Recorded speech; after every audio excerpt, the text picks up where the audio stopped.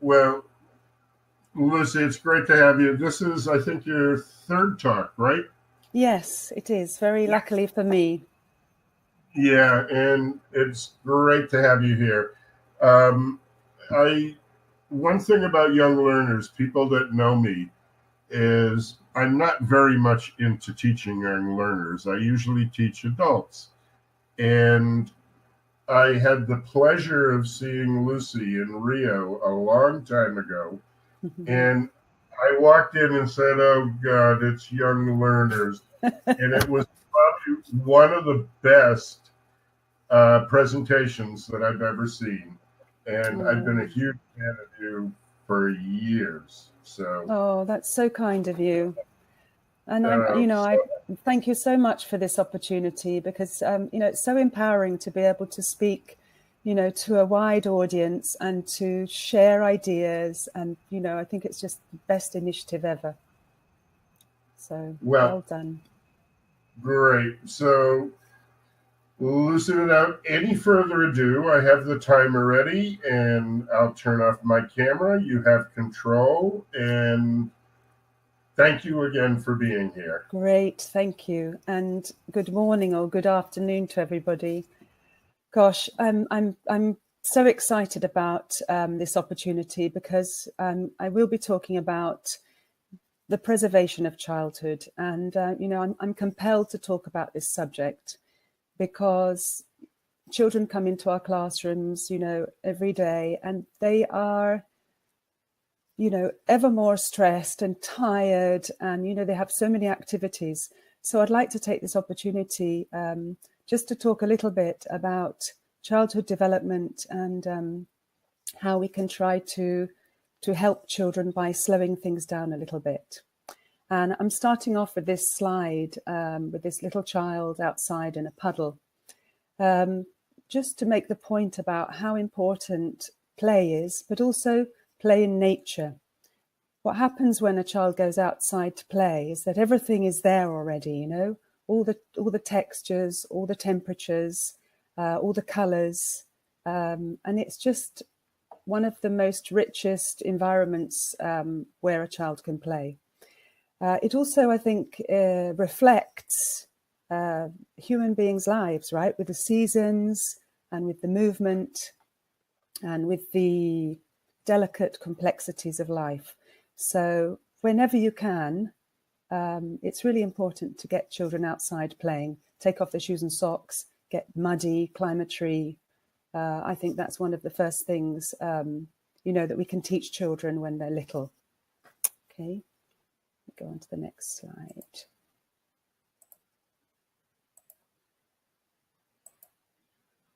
There we go. Okay, so you can see 4 different classrooms here. The top left one is probably pretty much a European type classroom. It reminds me a little bit of Reggio Emilia, that methodology from the north of Spain, north of Italy, and a little bit probably a Steiner type classroom too. What strikes me about this learning environment is the layout. Obviously, there isn't there aren't a lot of children in the classroom, so that makes things different to a lot of our realities. But you can see that there is a lot of light. We've got plants inside the classroom. The furniture has been carefully constructed so that children can reach the things they need. And also you'll see that there are little areas for different types of work. So we've got children on the floor. There in the back, there's a little tiny table with 2 chairs, perhaps for a quiet reading area. This would be a kind of ideal classroom, to aspire to, I think, especially for young learners. But we know that our realities are very different. If you look next to that one on the top right, this is a typical classroom. It's for slightly older children, but we'll see that as well for younger learners, primary learners as well. This is a typical classroom where we live here in Brazil. You'll see that they can't see out, although they have a little bit of natural light. You'll also see that there are tiles on the floor and walls, and it's cramped. Also, what comes across is that classroom says nothing about the learners who are learning in it. And that's another thing we have to think about. What does the room say about the people who inhabit it the whole time? Moving on down to the bottom left, this is probably a typical primary classroom in the UK or in the States. What strikes me about this classroom is that it seems to be very busy and a little bit not so much room to move around in. I think there's a remedial reading thing going on here in the foreground, but it seems to be very busy and not a lot of breathing space, I think, in that classroom. And then the last one is a very low resource classroom, I'm afraid to say. But if we compare this African classroom to the one above it, we could even say that the bottom picture has some qualities that might be, better than the top one. So what I want to say by showing you these slides is that let's think about our classroom environment. And even if it is really simple, what you can do is you can, you bring in a little plant and you put a little bit of beautiful cloth on your table, and that already will make a huge difference. Okay, so there's a way of making our classrooms more humanistic, I think. Now, what happens is we still are focusing so much on the cognitive, and we forget all the other parts of childhood development: the physical, the social, the emotional, the moral, and the spiritual. And especially emotional intelligence and teaching our students to be sensitive human beings, building up their self-esteem. These are the things that will help them be better adults, be more, well-rounded, have more confidence in life. So the balance between the cognitive and all those other developments has to improve as well. I love this quote from Steve Biddulph. The child has everything it needs already within it in order to unfold its beauty. And this is so true. If we rush childhood development, it is like ripping open this bud to get to the blossom, instead of allowing that natural process to happen.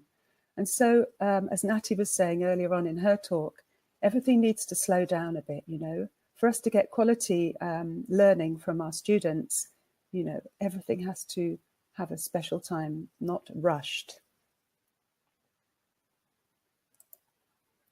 Now, recently I have bought this book, Too Much Too Soon. It has been written by early learning experts. It's from the UK. And basically, it talks about this, damaging rush that's happening to young learners all over the world. How can we improve that? You see, Kim Simpson, who is a Montessori specialist, she says, we need to halt the current belief that we can quicken the release of human potentialities through the child before the child is ready and able to release them for himself. They have everything they need. They just need the time to unfold in a natural way. And whatever subject you teach, I think as educators, it is our, it should be our mission to, to protect childhood as much as we can. So you see, teachers are key to that, that way that we work with our students in the classroom, the way we watch them, the way we take into consideration their thoughts and their feelings, the things that we offer them gently and in the appropriate time. Love that image. It's like enticing our students into our, into the things we want to share with them. Kim Simpson also said it's essential that each individual develops a healthy personality with confidence in their own innate goodness. And again, it's about taking time. Some of the things we can do as well in our classrooms, circle time, for example. If you have circle time, it's lovely to give children a chance to express their thoughts and feelings. It's also very important when they are at break in their playtime to take some time to observe them, see the way they play, see the way they interact, and see what they tell us, because they're telling us things all the time. They're telling us what they need, they're calling our attention, they are sometimes calling out for help. So the sensitive teachers are the ones who really, really see young children. I was going to say one more thing.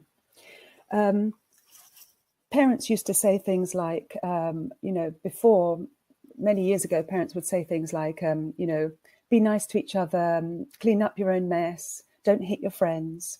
What happens these days is that, parents are saying other things like, oh, he could walk by the time he was 1. Oh, he's a mini genius. Oh, she knows how to spell her name and she's only 3. We have to help parents as well to see, that they don't have to be in such a rush to make their children into geniuses. So a little anecdote story to finish with. Some of my best students have been the ones who have challenged me the most difficult students. I recently was talking to one, asking her for a piece of music. And I found this little note that she sent me when she was little. It said, "Happy birthday for special teacher. You is a very, very important in my life." Well, she's still important, and she laughed. And a minute later, she sent another message that said to me, "You still are very important." So, that says everything to me. Keep looking at your children, keep caring for them, and keep being important for them. It's never, ever a waste of time. Thank you.